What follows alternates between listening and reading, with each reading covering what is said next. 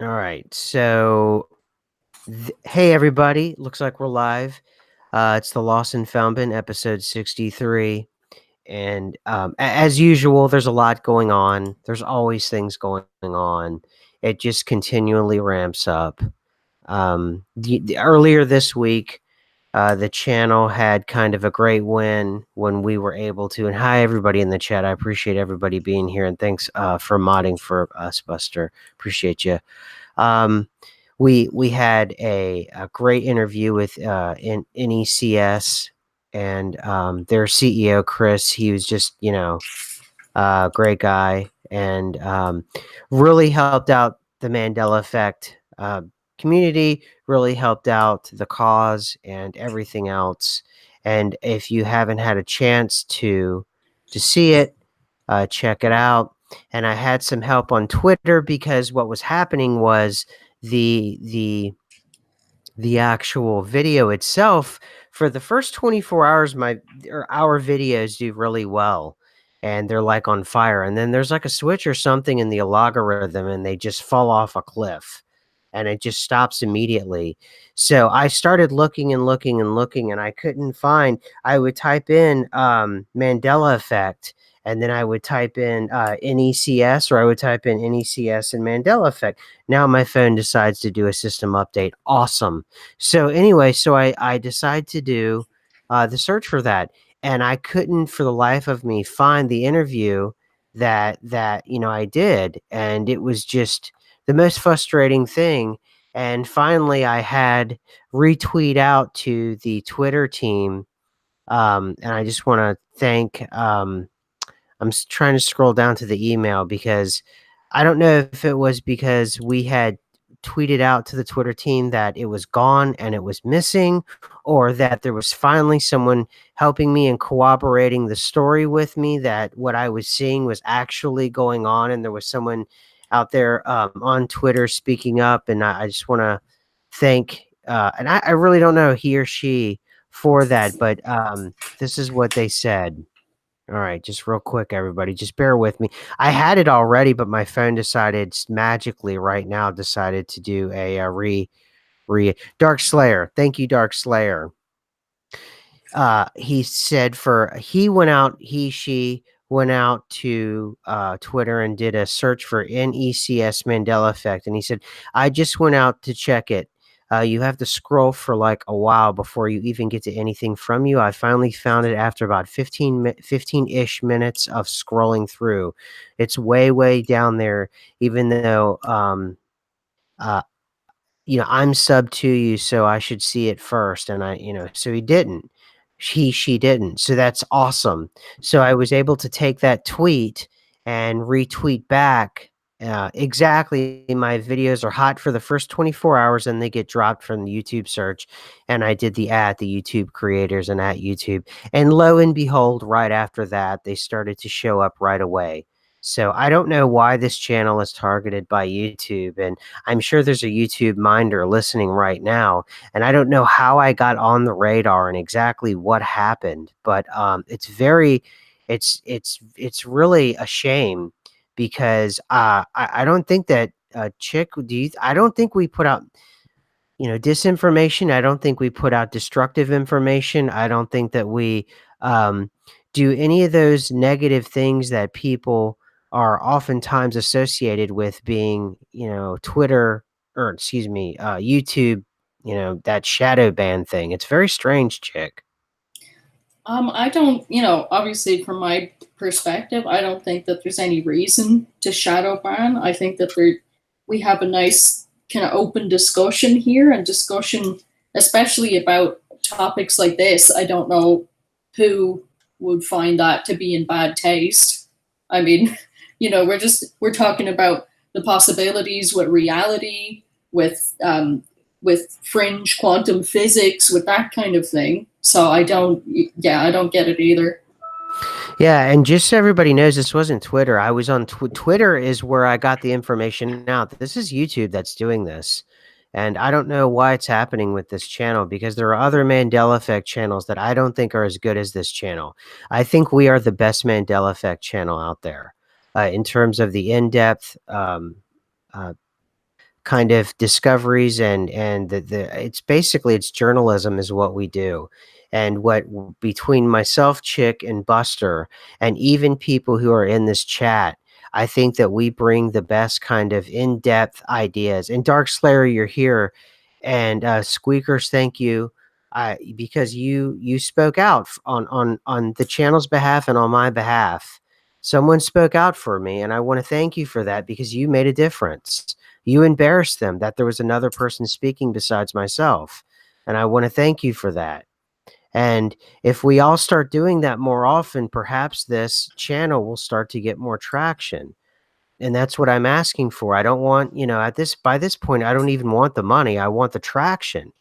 And I think if people start speaking out, if you notice that the videos here are in the suggested videos, or if you go to search, something like the NECS, video, and it suddenly drops off, please do, if by whatever means you have to get a hold of YouTube.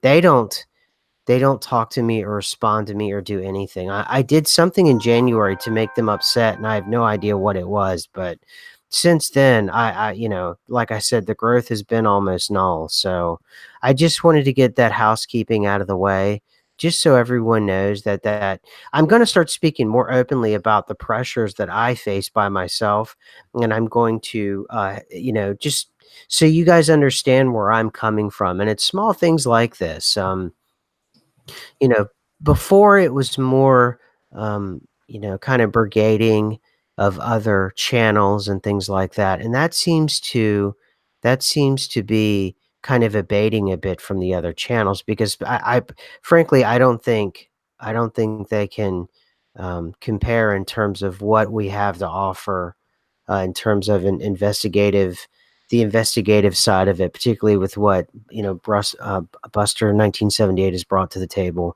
what Chick has brought to the table, and then what I bring to the table here. And we don't toot our horns very often, but there comes some point where you have to put all your cards on the table and say what you think is right. And I just, thank you so much for helping me out, Dark Slayer, for that. And it just mattered because one person spoke up. So imagine if more people, if 3, 4, 10 people spoke up on behalf of us, how far we could get, and it would just be very helpful. So, all right, so on to the actual show itself. Now, there has been this thing with Corsica. You were talking about it beforehand. It is so weird and so strange because I was talking about it last week, Corsica, Chick. And what's the deal with what you've noted? What have you found out about Corsica? Well, it's a different, slightly different shape again, and also just even from far away, it's just like wow, it's far more mountainous. It looks like it's turning into like an ancient volcano or something along those lines. And Mm. it's just seems to be the more this goes on, the less the two islands match, Corsica and Sardinia, the bigger they get. And now it's almost like Sardinia's pretty flat and Corsica's pretty darn mountainous. And it's also its northern tip is stretching very far north. Like if any of you have your cell phones or anything like that, and you just look at it right now, if you're familiar with the shape of it, it has almost this strange. I don't even know. It's not very rounded anymore. It's got this strange ridge that's like very straight, and then it has a round coast on its western side. And it's something about the Mediterranean. I don't know what it is. I know I'm very familiar with it and everything, but it just is so in flux. And I'm also very familiar with the Gulf Coast because it's in America, or even Hudson Bay now that we're paying attention to it. And certainly there have been fluctuations with those big bodies of water, obviously, Chick. But there's something going on with the Mediterranean. Now, speaking of CERN, because people have brought that up in the chat, do you think, I know it sounds like two basics, 2101. Do you think it's something about the approximate location of it to CERN? It could be. I mean, for one thing, that's very concerning. is that whole area of the world seems to be shrinking, and the body of water itself is shrinking. Do you remember when we were doing our World War II videos and what the Mm-hmm. Baltic Sea roughly looks like? If you look at it today, I bet you would be shocked. And Really the Mediterranean Sea is acting in the same way. If you look at the Baltic Sea right now and you see how closed it is and how small it's getting compared to just when we did the videos on the World War II changes, like it's incredibly different. interesting. And this kind of leads nicely, now that we're talking about this, into this shocking and yet very frank. I mean, it was the most shocking thing this week, which is quite a feat lately, but they were talking about scientists that are trying to create the portal in Tennessee. Did you get a chance to check that crazy article out? Uh yeah, just very briefly though. Unfortunately, I didn't get the chance to like really get too acquainted with it. Let me open it up here again. Yeah, there's I not a was whole busy reading the some of the other ones. There's a lot of interesting things going on right now, guys. Yeah, yeah, totally. And I mean, there's not a whole lot to it. The point of the article is it's another attempt to, open up a portal. It's going to be a beam with a 50-foot tunnel. They're going to be sending, it's a particle smasher. I mean, there's not a lot to the article in terms of, what it is they're doing. So there's not a lot of meat there in terms of that. Why I was so fixated on the article and why I brought it up on Twitter and why I'm bringing it up here and why I think it's so important is just the tone and the frankness of the article and the openness about, just the idea that we're opening portals now and we're opening them to the other side. It's the tone of the article itself. It's not even really the substance of the article. But in terms of substance, there is a little bit of substance there in that these particle smashers are everywhere now. And this goes back to what you and I way back when we've always talked about, Chick. And indeed, Buster is very, very in tune with this. And pretty much all the regulars I'm seeing in here, everyone who's a regular in here knows what's up.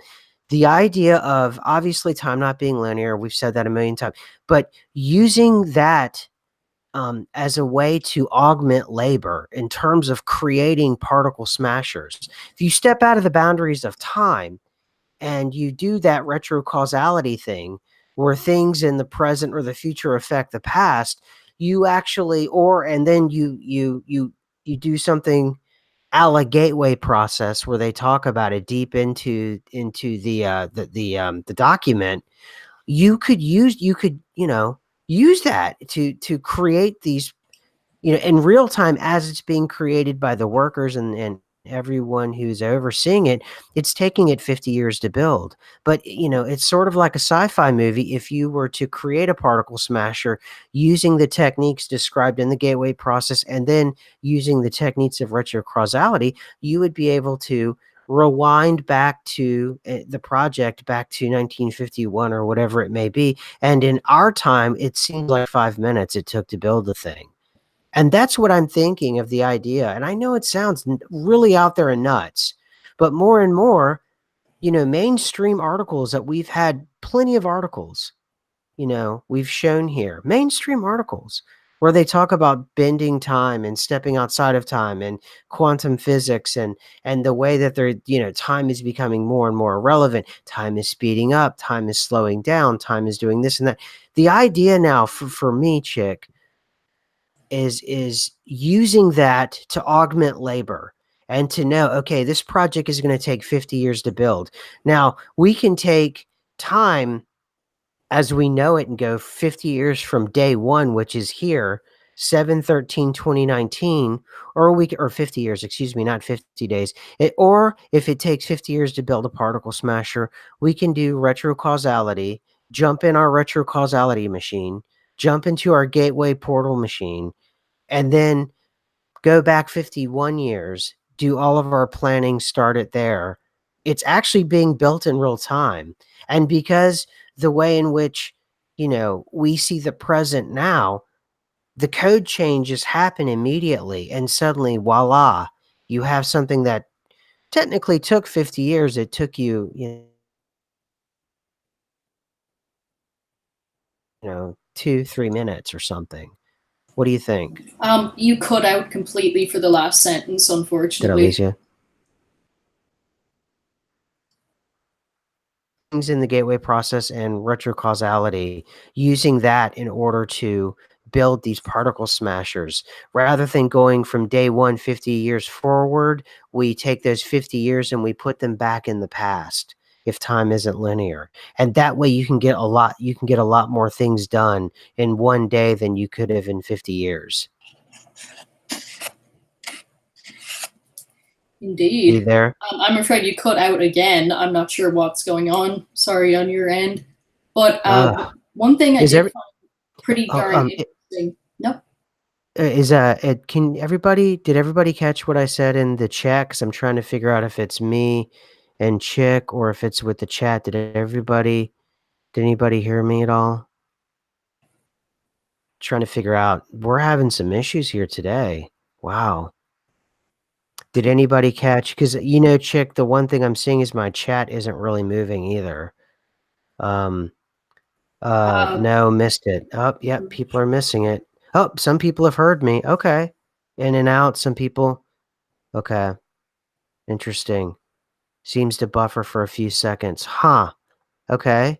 Yeah, I don't know. They could be slowing it down. Most of the words sounds good now. Okay. Anyway, the long and short of it was I was trying to say using retrocausality rather than having something going forward in time. Well, we can use that labor that would take 50 years. You could rewind it back 50 to 51 years, and then it seems like it takes 5 minutes. And I know that it sounds totally sci-fi, but if you've been reading any of these mainstream articles that we've been putting out, we're way beyond sci-fi at this point. So sorry if I'm cutting out everyone. I don't know. I mean, there's nothing different on my side. So I'm sorry about that, Chick. no problem. I'm not sure what the maybe some of these extreme weather things we have coming in are causing problems. I'm not sure, but I'm just sorry, just looking here.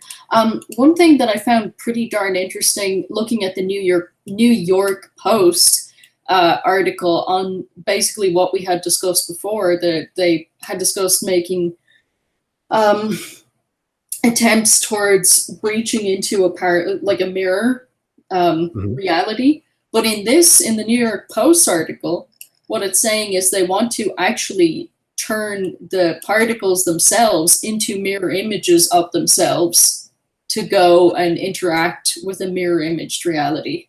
So they're not just talking about sending, particles from here to a mirror image reality. They're talking about turning what is here into a mirror image version of itself and interacting with a different reality, which sounds vastly different to what they were talking about before. And that's something that could alter what the possibilities may or may not be, or how they could use it for, like you said, to save themselves time. I think it makes a lot of sense if you went back 50 years and you changed what happened by building whatever it is you wanted to build, and then there's a mesh of the two realities, the reality before you went back 50 years, like the original reality, and then the reality when you did go back 50 years, and then the two mesh together really messily. That would be very, very Mandela affected.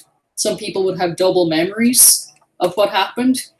There would be probably residual evidence from both sides because it's a mashing of two different realities. And I think that it's very plausible with the kind of things that we see. Because if it's a clean break completely from one reality to another, you don't get reality residue, or one would think that that would be how it would work. And having experience in IT, particularly with databases, I know that we do something in database administration we call mirroring of all things. And what we do is we take a mirror image of a database, and what we do is we create an entire database and we mirror it, we put it off to the side, and then what we do is we use it for disaster recovery, or we use it, meaning if the main database goes down, we have a backup, and it's a mirror. and sometimes it's not as good, and sometimes it's not as up to date. But we do have sort of like a version of the database. Now, another thing, though, that people do to mirror database is to tinker and play and have fun in it, and to do updates and change things around and see what breaks and what doesn't break whenever you mirror things. Now, I've suggested that with reality, doing that with reality, and I've always wondered if perhaps we may think we're the main reality, but in essence, we are, kind of a shard of the main reality. And it's kind of fuzzy because, the gateway process talks about that you can have an infinite number of realities, and they're like shards of the original, but it's fuzzy around the edge. And I've always wondered if the one that we're in, that we're experiencing, is in fact part of that system, that mirrored system. And the fuzzy parts are the parts that we call the Mandela effect. Now, what you're talking about, what you've just introduced, is an entirely different concept in itself. That we are base reality, perhaps, and that we are creating, exactly, Buster. We are creating ourselves a fractal reality. Now, to either mine, as like Jordy Rose talk about, mine for basically energy, like, with the quantum computers, that's what they're doing. They want to mine resources, sort of take resources from another version of reality, or, heaven knows what then with that. I mean, what, it's almost limitless what could be happening with that. Indeed. It's just, it's definitely concerning because there's no, it's so much in the realm of science fiction that I don't think there's any particular accountability, especially not in the public sphere. Like, they could be doing experiments that are perhaps very dangerous, and I don't think there's any accountability. And I mean, there's the two sides of the argument, where one side you could say it's natural, it's supposed to be this way, and the other side you could say it's human interference, it's not supposed to be this way. Or maybe it's somehow slightly a mixture of both. But I remember when they first started opening CERN, or first turned it on where I was, Hmm. in 2008 was the first time they turned it on. And then here in Orion, like, some of the first times they turned it on was as far back as 1958. So that history varies greatly depending on where you are. But I Hmm. remember when they first turned it on, I thought it was incredible that no government or no oversight committee or anything was concerned, because they had articles at the time saying this might tear through reality and kill us all, and we're just going to do it anyway. And I was the only one that was like, this is a very bad idea. Like, let's not do this. Um, and it just seemed like no one was even upset about it.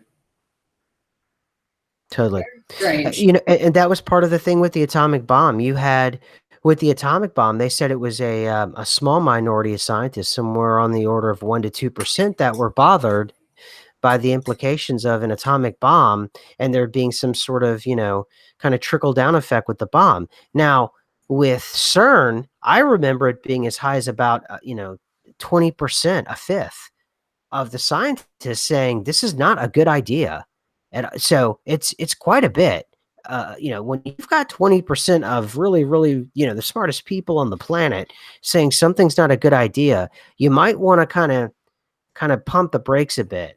Now, I've noticed, in mainstream articles, at least, they've openly said they've shut down CERN for a couple years. Now, I think part of that is because there's so many particle smashers now that have popped up around the world as part of that, but also too, I think, there could be something going on there that we can't understand or even imagine. But this also goes back to, why would you shut down CERN for 2 years, and then now suddenly over in Tennessee, this particle smasher shows up suddenly, and they want to mirror a version of reality, which is something, like you said, is entirely different than what they were talking about before, if you actually read the article itself. And the only thing I keep going back to is that when you want to take a mirror of something, or you want to take a backup of something, you want to do one of two things. You want, you're afraid the main copy is going to be destroyed in some way, which is terrifying, or equally as terrifying, you want to have that backup to give to someone for them to use or to play with or to change around or something else. So could it be, and I know it's incredibly sci-fi-esque, but and I am speculating that we have created a mirror finally because we've realized the damage that we've done to this reality. Could we be creating a mirror to finally do damage to their reality? And if there is no sort of quote unquote soul connection between an SMQ here and the SMQ there, could we do an infinite amount of damage over there and still think somehow, karmically, we're going to get away with it on this side? And I don't know what's more terrifying, Chick, actually. I mean, now that we're saying it out loud, I was just like a couple of things were just coming to mind. It's true that they shut down CERN. They seem to be panicked, but it almost turned into a reality virus because remember, like all of a sudden there was 300 CERNs, and then there was 3,000 CERNs. There was just CERNs in Chicago and CERNs everywhere, and it is possible that it was like, okay, we shut the main one down, but there's so many, loose ends. Not even fractal because they're not aligning up. Like a fractal has to be perfectly aligned, each level a copy of the other. I'm talking about like such messy loose ends and so many different realities splintering off in different directions, like broken glass or something, that even though they turned off their CERN and said, all right, we'll stop it now, there were so many other versions of them and so many other CERNs that even if you turned it off and walked away and threw the key away, there was suddenly 3,000 other CERNs around the world that had been in operation for, who knows how long. It's probably something they unleashed that couldn't be stopped at that point.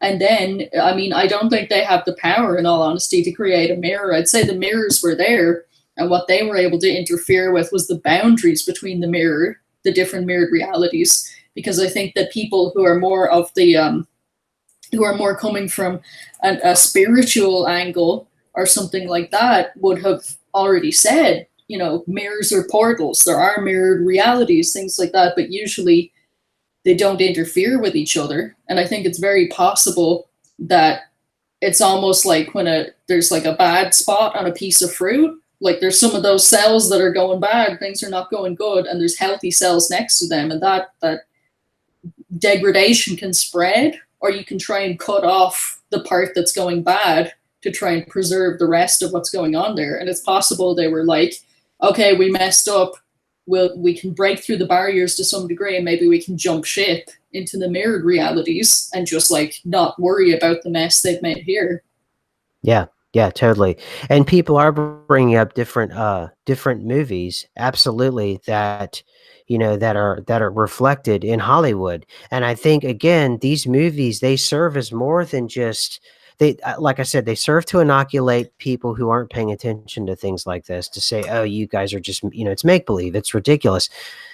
However, people who actually pay attention to these things and the scientists, what it actually does is it gives you a bridge from the news reality to this quote unquote real reality. And what it does is it acts sort of as a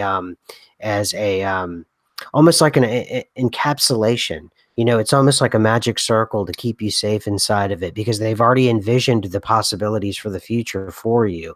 Because I think that through voice and through sort of the written word, it's written down. There's said that there is only one particle, and that whenever reality was created by the creator, it had started with one sound, and then it was actually one letter. And then it became one word, and then that was the word.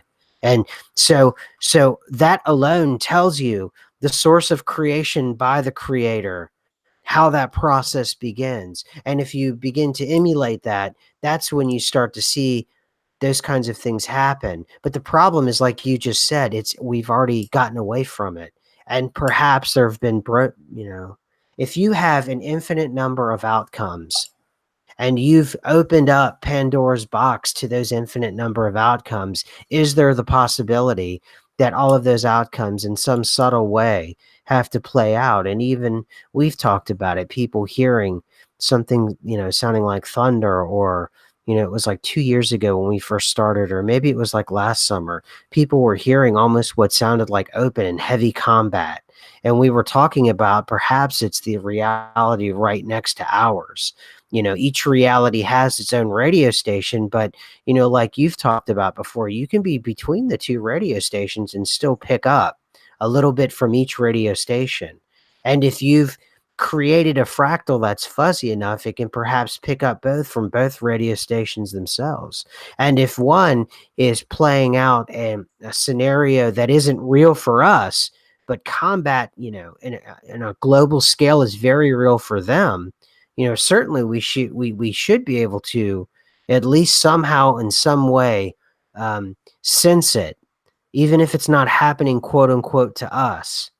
And I know it sounds like complete craziness, but the problem is you have to read the amount of articles we've read for this to even make remote sense, and but it does to me in some strange and bizarre way, Chick. I think that's very, very accurate. Like, there's so many Mandela affected people that have told me they hear music, or it's almost like there's some kind of other radio station, not radio station, but you know what I mean. Something else is coming kind of almost into their perception, but not quite.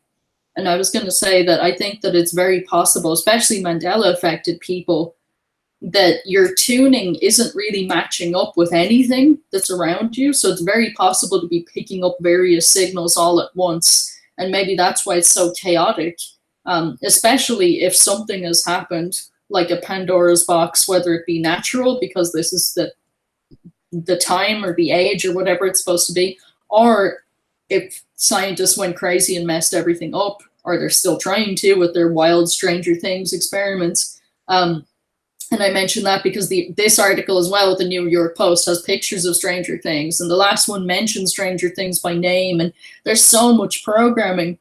I mean, that's an entirely different tangent, but so many people who do not believe you whatsoever about the Mandela Effect, people out there, your friends, your family, they won't believe you about the Mandela Effect, they won't believe you about the Montauk experiments, they won't believe you about anything, and they'll spend their whole time watching Stranger Things blankly and not taking in anything the show is showing them. And all you can do is roll your eyes and go, oh, how did I get in this situation? What is going on? I love it. I love it. Speaking of Stranger Things, I was talking with someone just this week, and they said that they were watching it with their kid, right? And I thought that alone was like, ugh. But they were watching it with their kid, and they said there was some scene, I think it was like with the Demogorgon or whatever, jumped out, and they jumped out of their chairs. And then I brought up for him without his child, the movie Hereditary, and he was like, I can't watch scary movies. And I'm thinking to myself, you just told me you watched Stranger Things 3. What can be more terrifying than a mirror world that's kind of like ours, but it's really awful?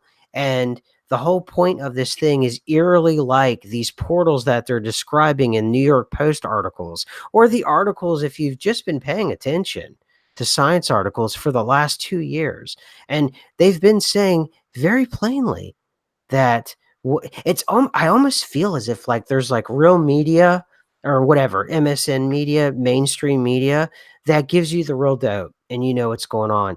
And then they know that they've got to still let other people know what they're doing. So they put it in that format like Stranger Things. And maybe that's the third thing I've never thought about. And I hope everybody can still hear me. My screen just went white again. All right. So can you hear me, Chick? I can hear you. Yeah. All right, awesome. All right, hopefully everybody can hear me. So it's almost as if the same kind of information is still coming out and still on their screen. It's just presented differently, and they're still getting the information. It's still still good. Excellent. Thanks. Thank you, everybody. Thanks. It's still happening. Everyone is still seeing it because Stranger Things is the thing. Everybody's talking about it, and it's the big thing. And yet those of us, the vast, vast, vast minority of us that actually read these science articles, they're telling you, they're literally using these kinds of words like, mirroring portals and mirroring the worlds. I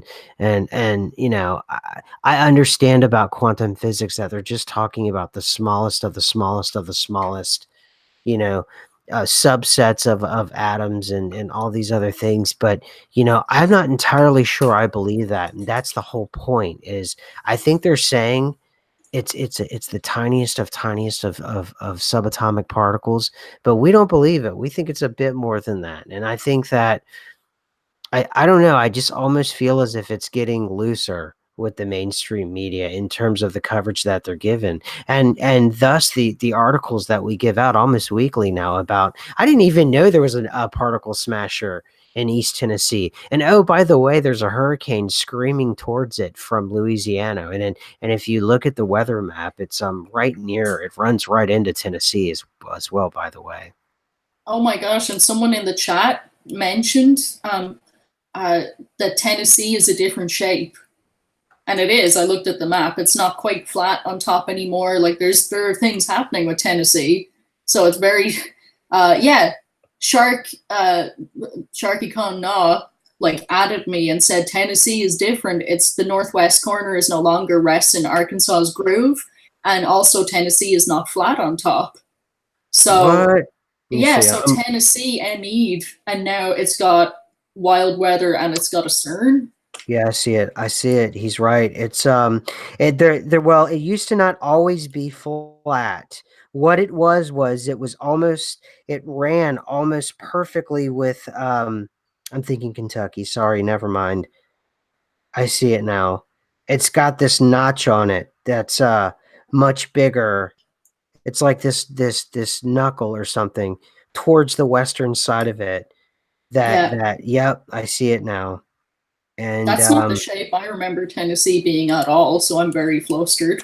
well, and also too, I'm looking at it from Asheville to Knoxville, and I'm looking at the way that it's going through the mountains there, and that is very and Chattanooga for it to be so close to the border, that was no, and Nashville too. Yeah, yeah, it looks and Memphis. Have you now all the big cities like Chattanooga, Memphis, not necessarily Nashville, but they're all like at the edge of the state now. Yeah, I they're all thought like on the state line. How strange is that? well, I knew Memphis was close to Arkansas, but I did not know that Memphis basically, like greater Memphis, ran into Mississippi that much. Now, granted, I am no expert on specifically Memphis. I've been through Memphis one time in my life, and it was a very cool town. But wow, I'm looking at it too, guys. It definitely it looks different. But anyway, the weather is totally heading that way, and you know, it's tough. It's very strange. I wonder if anyone else got a bad feeling. I did yesterday when they were reporting on the news and they talked about Hurricane Bari, and I just got this bad feeling about it. Like I don't know, like if that's something to do with alternative lines because we don't really um, I don't expect that it's going to be anywhere near as bad. Like what we're going to consciously deal with as far as the storm goes is not as bad as kind of the gut feeling I was getting from it. It was like a deja vu. Like we'd already experienced it and it was very bad. Like I'm not in that area, but I'm just saying it seemed like I had a memory about this storm in the past, even though it hasn't even happened yet. And I'm just like, Mm, that's the kind of consciousness chaos that's going on when events are kind of all over the place and also everything else is kind of concurrently all over the place. And speaking of which, speaking of feelings or gut feelings, the human digestive system seems to be a little bit different. And I wanted to know if any of you have been having stomach problems, sore tummy, indigestion, anything like that over the past couple of days. Because I have been, and all the ME people that I know have been as well. Like even some of the ones that are not fully awake are like like my tummy hurts or I'm kind of messed up. I don't know what's wrong with me. Like did I eat something crazy? And just like looking at human anatomy, pictures of the human digestive system, you'll see how strange. There's actually a couple of different pictures showing where the stomach is residing right now, but for the most part, it seems to be that the stomach is almost sideways. So it mm, was mm. that kind of the esophagus was going into the stomach, and then the stomach was, resting on its side, like giving itself lots of room, and then the duodenum, and the pythora is the new part before the duodenum. I believe that still is coming in and out of existence, so that's a weird one. But what it looks like is that the stomach has been flipped so that instead of like resting where the widest part would be, level, it seems to be like the stomach is standing up on its side. And that's Mm. partly what's giving a lot of people discomfort. It's really strange looking. Yeah, I know that I've had some stomach issues too myself. I know what you're talking about. And yeah, I can concur. I've had muscle spasms, particularly with my hands and my legs. Let me think. What else has happened? I'm either completely exhausted or I I'm ready to go. I'm rearing to go. I'm just like, man, I could run a marathon or something. Real highs and lows. Let me think. Headaches, screaming headaches. I'm still seeing every now and then I'll see something in the corner of my eye. But that's been happening. That isn't new. That the headaches are new. The headaches are new. I know that the UFO alien thing swept me up for a while, and I know that added pressure. So I don't know if that's part of it. Is the stress of that? Um, so also too, it may not be over. There could be still something with that, but I haven't really been running that down as much lately. But yeah, um, someone said here that yeah, immune system. See, Jeremy's here. A lot of people. Migraine from Data Junk. Yeah, okay. Yeah, our immune system and body organs are getting ready for the finale, Brenda says. Interesting. So, yeah, but okay, bit of venom. It says, haven't had stomach problems for days. I've been taking that. It's a big mainstream manufacturer, and it's a Well, probiotic. you just cut out a lot. I couldn't hear you. I'm sorry. Oh, that sucks. This is such a bummer this is happening. And I just bought a brand new whatchamacallit, repeater so it would actually boost my signal and it doesn't seem to be working. Did you catch any of that? No. Oh, you heard SMQ? People are hearing me, chick. Oh, this is Oh, such a good. bummer. I'm glad Yeah, someone but it's I know. This episode, man, it's like we're just I don't know what's going on. Um, okay, so what's up with the ravioli starfish?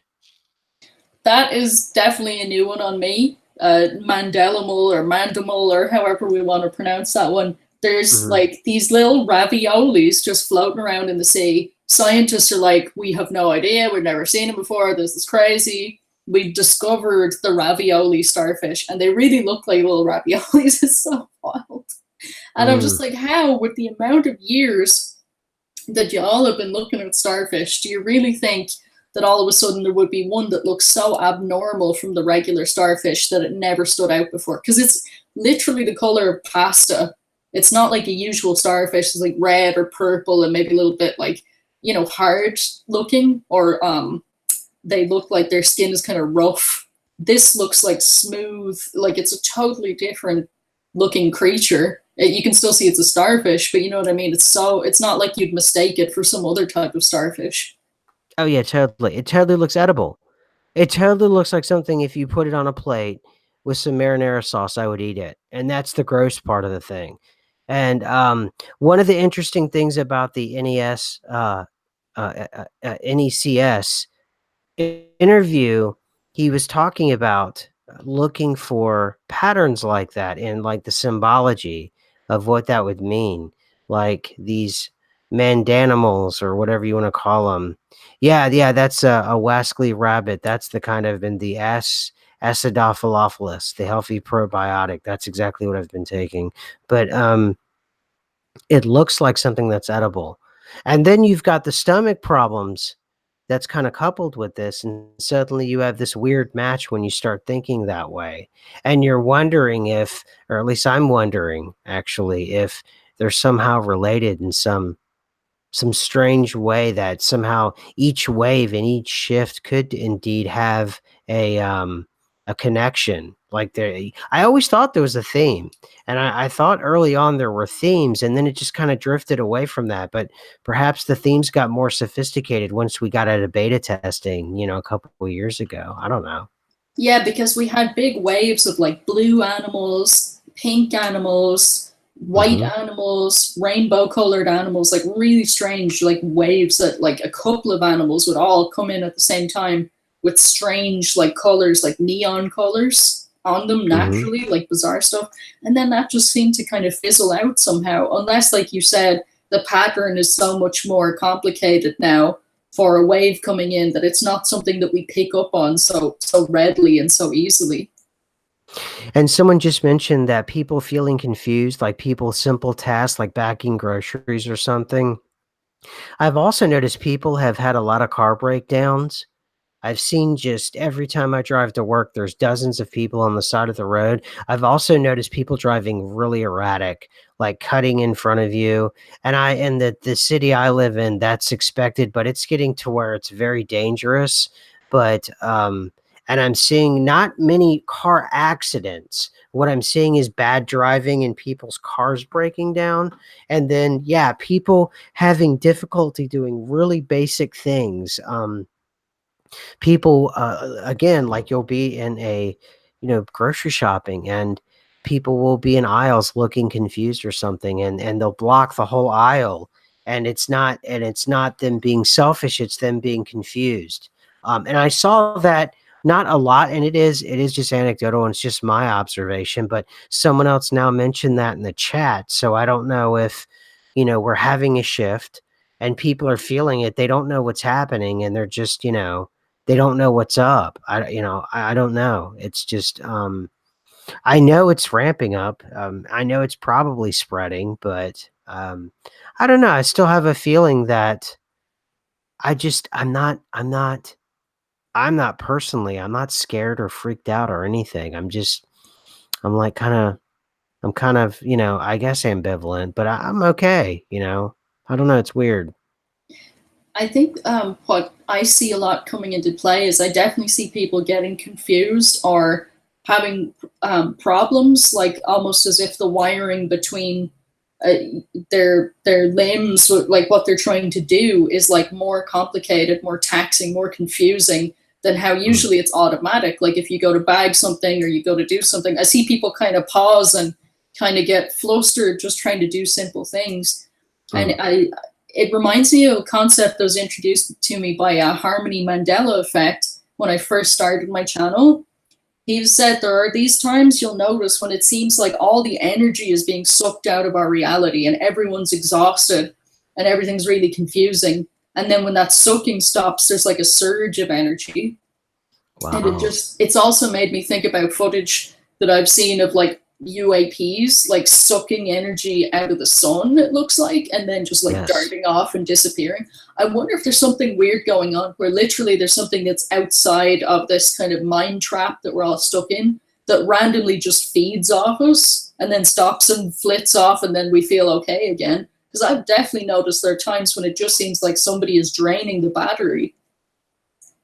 Yeah, yeah, absolutely. And if you think about the Earth, if the Earth itself is, if it's the shape of the sun and it is a ball Earth, um, you're right. We have a protective shell in our outer atmosphere, which obviously includes the moon itself now. But either way, you have an atmosphere that's out there that is a shell, and there's no reason why something couldn't park itself right in our outer atmosphere. Just like I know the footage you're talking about of that giant thing. It attaches to the sun. It looks like it's loading up like a car would at a gas station, and then it just pops off and flies away. If you guys haven't seen that footage, I highly suggest finding it on Google. It is the most. It's just insane. The footage will just knock you out. It's terrifying actually, because the size of the thing compared to the sun, it's at least as big as the Earth, and it moves like like a cobra. It's so fast. It just shoots away. It's lightning quick. But sure, I don't see that, something like that above the earth, or next to the earth, doing the same kind of kind of thing. If we have each planet has its own kind of frequency or its own kind of fuel. Ooh, there you go. If it has its own kind of fuel, I certainly don't see why not something would do something like that. Sure. I mean, especially if there's a lot of chaos and a lot of flux of energy with the different shifts and the different things going on, because there's certainly some kind of a build up before a shift, because we always seem to see earthquakes and volcanoes and tornadoes and crazy things kick off right before we have a shift. And Mm, it makes me wonder, like, if there's these like natural kind of swells and lulls like the ocean, except on mm, an energy level. And maybe sometimes, like I said, something that we don't understand takes advantage of that. And it would be nice to get to the point where we're so conscious that we could understand that and we could stop it from happening. Because I feel yeah. a lot like with this interdimensional wild situation we're in, I almost feel like in a lot of situations we still have a blindfold on.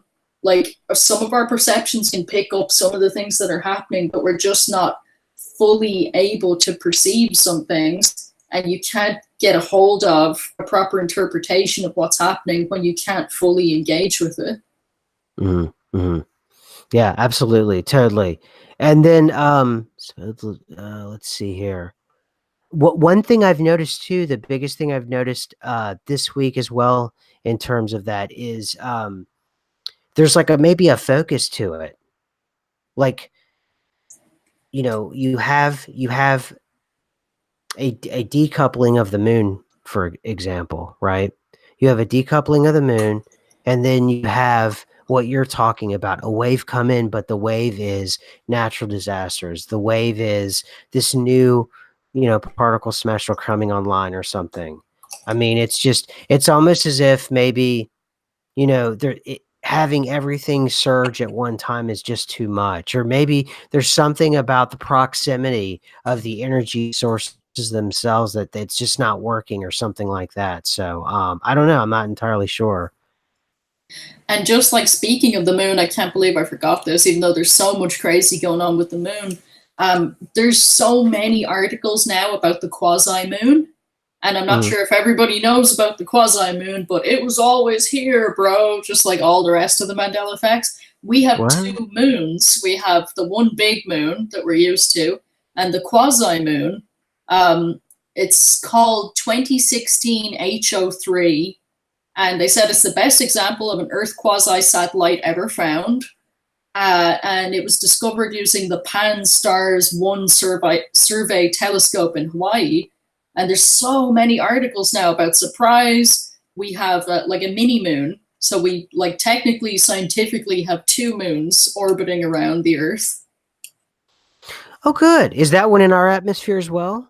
Yes, it Good, is. good, good. So now we have two moons and they're both in our atmosphere. Wonderful. That's marvelous. That's Well, in marvelous. case you run out of graveyard room for the first moon, Yeah, as we talked about the graveyard on the moon, you need a second one to back it up, I guess.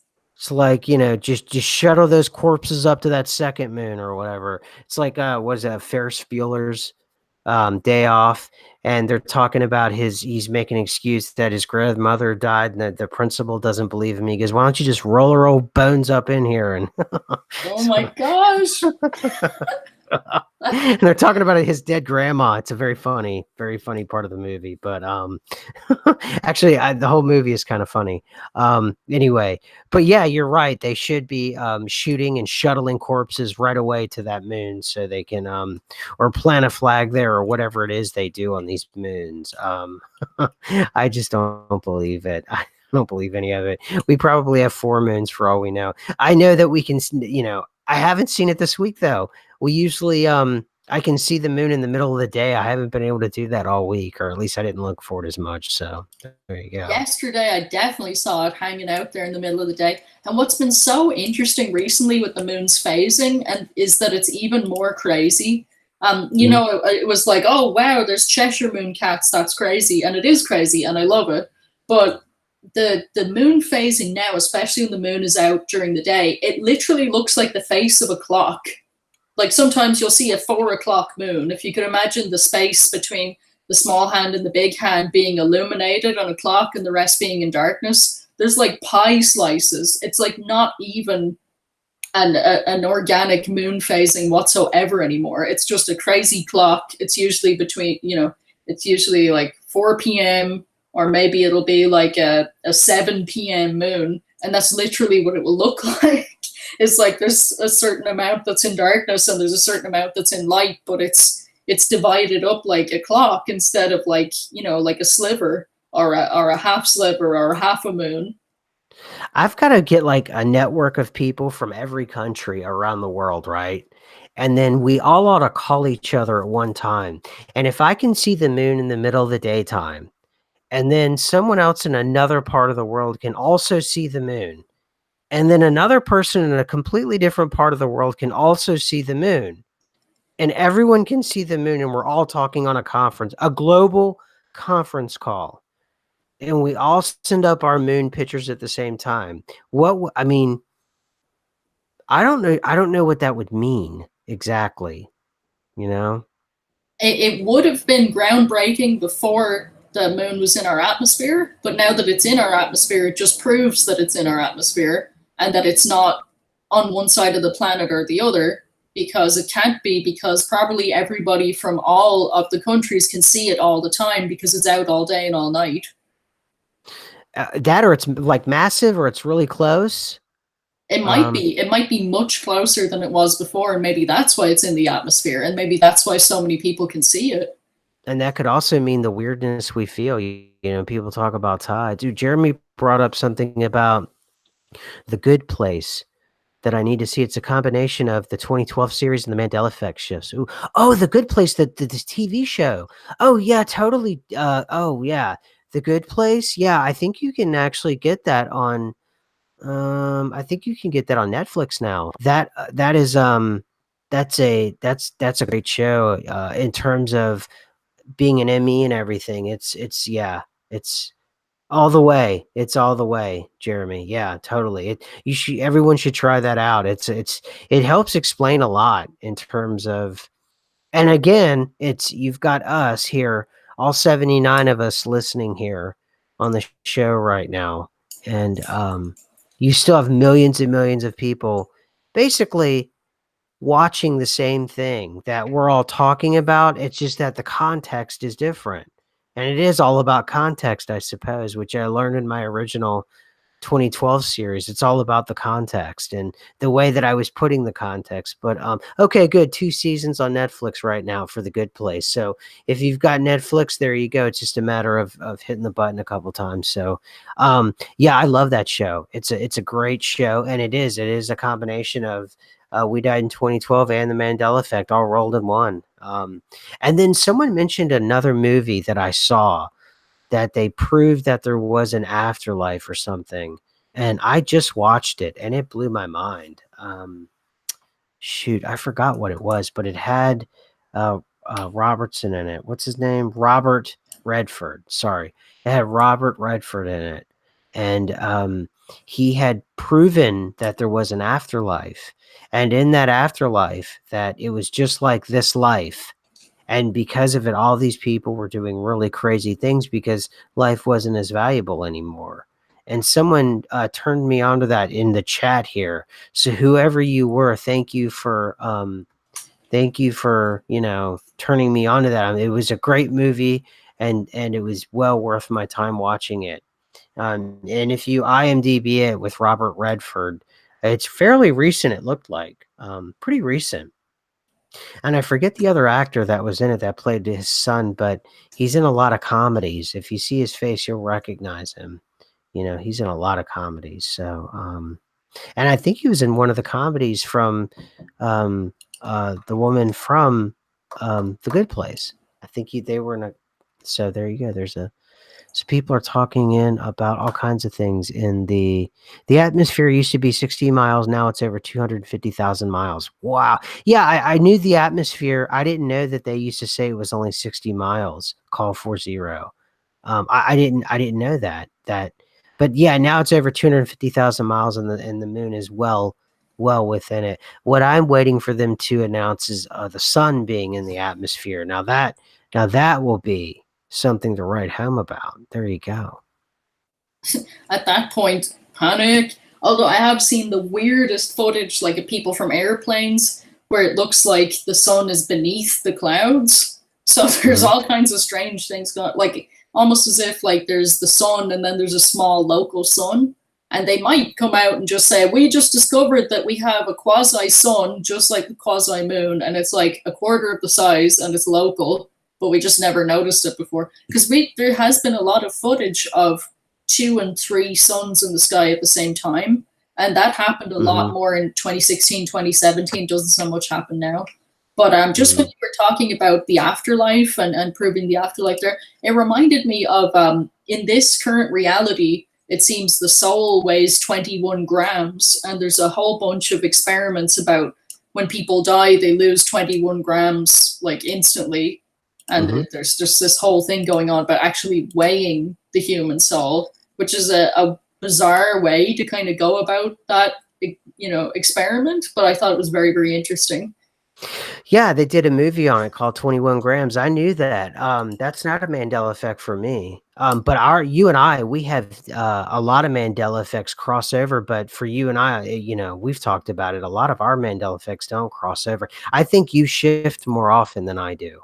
And I think you've shifted more often, and you have shifted from more uh, kind of let's like diverse places, I guess you would say, than you've actually experienced some kind of traumatic events and stuff. So I've just seen weirdness, just complete and utter strangeness. So um but it is interesting that a lot of people are talking about um the Mandela effect now more often, and they're talking about it in more concrete forms.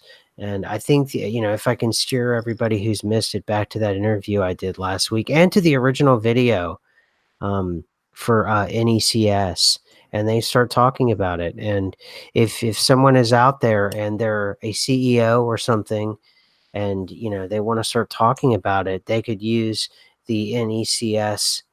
The way they did it, you could use that as kind of your at least is kind of a blueprint, because I thought they did a really great job of explaining it. But I thought about it in terms of food service, but it struck me even as late as this morning that really what we're talking about is the Mandela effect. It hasn't spilled into food service; it's actually spilled into technology and IT. And it made me think about Facebook has gone down, Instagram has gone down, Twitter has gone down. Things have been broken on the internet, and I started to think, what if the Mandela effect is starting to change data, but data is not visible? It's starting to change the systems that make the data go back and forth, but that's not visible, right? You can see a continent change. You can see movie lines change, or you can hear them. You can see, actors' names change and things like that. But imagine if the systems themselves, just like the internal systems that we have, that the doctor was talking about with the kidneys. And I started to realize that the NECS, the interview I did, but also his original video is more profound than I originally thought about, because he's really talking about software. He's talking about information technology. He's talking about the base of everything. And it is kind of interesting. Things are a bit glitchy right now, particularly in social media. That's true. And it's like you said, unless you're the programmer or something, you're not going to be looking at any of the code, and the code might be completely changing. Like, the code for a web page to even come up on the most simplest level, like even that Mhm. could be changing. And then when the computer tries to read it or the cell phone tries to read it, like you said, there may be parts that don't even exist in this reality yet. So it's just things are crashing and going insane. Mm. Mm-mm. Okay, we're well over. We're 5 minutes over. If we can get some of those thumbs up. Um, and I appreciate everybody being here. And thank you for showing up once again. We'll be here next week. I'll be on um, TFR tomorrow, Truth Frequency Radio at 5 o'clock Eastern, with my show. If you'd like to check it out, please do. And I think that's it for us. Yeah, with Stouffer's Stovetop Stuffing. There you go. Anything else, Chick? I was just gonna say, make sure and check out the interview that SNQ did with the CEO because it is amazing. It's very important, and it's so refreshing to have someone who's running the business and calling the shots be open to the Mandela effect. Because usually, a lot of people who are in a high position are like afraid, but he was like the opposite, and it was just like wonderful to just hear him talk and to hear him, say like how amazing it was to see that the hard copy had changed of his data and of his Haas avocados, not just the data in the computer that somebody possibly could have edited, but his printed out pages had changed too. And it's I like that definitely like struck me because that was one of the things when I was looking at the Mandela effect that I found super duper interesting and shocking was, of course, things that were printed out, things that were tangible had changed, and obviously nobody came in and was able to hack it or change it or anything like that. It was just a way to like deeply prove to yourself that something insane is going on. Absolutely, absolutely. Well, I can't add to that. That was perfect. So, all right, everybody, we'll see you next week. Bye. See you, everyone.